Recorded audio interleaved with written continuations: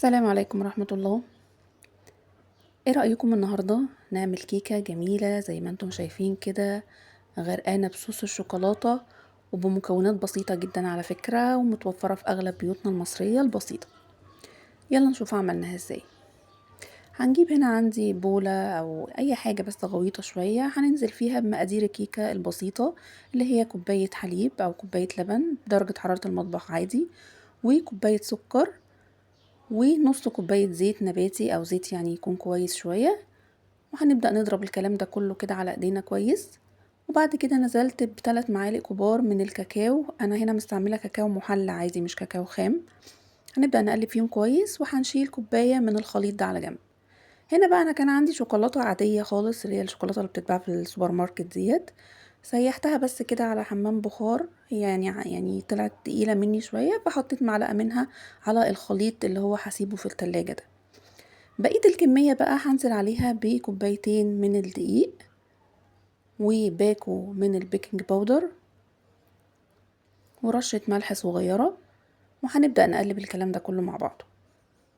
هنا انا كنت نسيت البيض، بس عادي خالص هحطه بعد الدقيق مفيش اي مشكلة. حطيت هنا 2 بيضة، وحطيت باكو فانيليا، وهنزل بمعلقة صغيرة كده من الخل. الخل بيضيع زفارة البيض، وبيخلي كمان الكيكة بتاعتنا بتبقى هشة. ضربت الكلام ده كله مع بعضه. وبرضو بقية الصوص بتاع الشوكولاتة اللي هي اللي كنت مسيحاها ديت، هنزل بيها على خليط الكيكة بتاعتي عشان يديها بس لون اغمق شوية. ما عندكمش الشوكولاتة ديت مفيش مشكلة، هنستكفي بالكاكاو الخام اللي عملناه في البداية خلاص.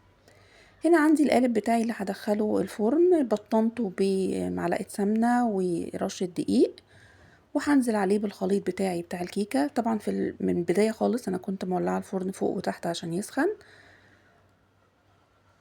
هصب الخليط كله في القارب بتاعي، وهديله بس كده خبطتين عشان يطلع اي هوا موجود فيه.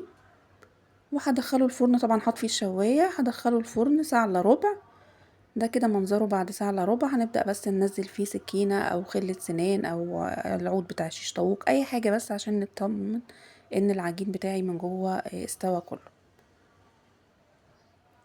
هنبدأ نشكشك فيها كده بس شوية، نعمل فيها خروم كده عشان ننزل بشوية من الصوص اللي احنا كنا حاطينه في التلاجة، عشان بس الكيكة من جوه تتشرب شوية كده منه. هنا بس كنت بطمن كده ان هي كلها استوت، وبوسع لها كده مكان عشان لما اجي اقلبها. ده الخليط اللي كان في التلاجة، هديله تقليبة بس، وهبدأ انزل منه كده شوية بشوية على الكيكة بتاعتي، عشان بس جزء منها يتشرب زي ما قلنا في الكيكة نفسها. وهسيب الكمية الاكتر هتشوفوا دلوقتي لما اجي اقلبها زي ما انتم شايفين كده. بعد كده عندي بقى هقلب الكيكة بتاعتي، وهزود بقى الكمية اللي هي فاضلة في الكوباية ديت. هنبدأ ان احنا نسقي بيها الوش كله زي ما هتشوفوا معايا دلوقتي.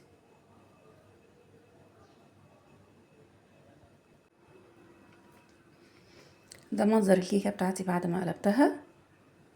وهنبدأ بقى نكمل كمية الصوص، هنسقي بيه الوش كله. هنا انا كنت بعمل بالمعلقة، وبعد كده بقى هتلاقوني صبيت من الكوباية نفسها، يعني عشان ايه؟ يعني ماليش خلق انا الكلام ده قوي يعني.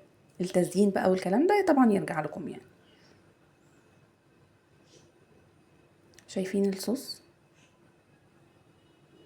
عايزه اقول لكم اصلا ابني كان واقف جنبي يعني مستنيني بفارغ الصبر عشان ياخد الكوبايه، بقيت هيشربها. نزلت بالكميه كلها. هبدا اصفي تاني الجزء اللي هو اللي بقى في النص الكيكه دوت، هصفيه وهرجع اسقي بيه تاني الكيكه.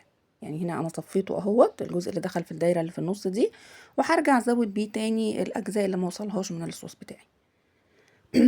طبعا الكيكه دي بتتاكل بارده، فهي محتاجه تدخل بس التلاجة كده تمسك نفسها شويه. ده المنظر النهائي بتاعها. انا هوريكم بس لما تتقطع قبل ما تدخل التلاجة، ولما تتقطع بعد ما نسيبها في التلاجة شوية. دي هنا انا كنت قطعتها على طول. شايفين؟ شايفين الاجزاء اللي كانت متشربة من البداية من الكيكة؟ والله يا جماعة طعمها خطير.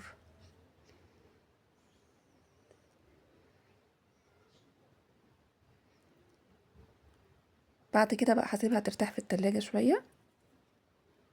وده منظرها بعد ما سبتها ترتاح تقريبا نص ساعة بس في التلاجة. حابين بقى تاكلوها وهي جوسي دافية، حابين تريحوها في التلاجة براحتكم. في كل الأحوال طعمها خطير جنب كوباية شاي بقى، كوباية نسكافيه، وبألف هنا.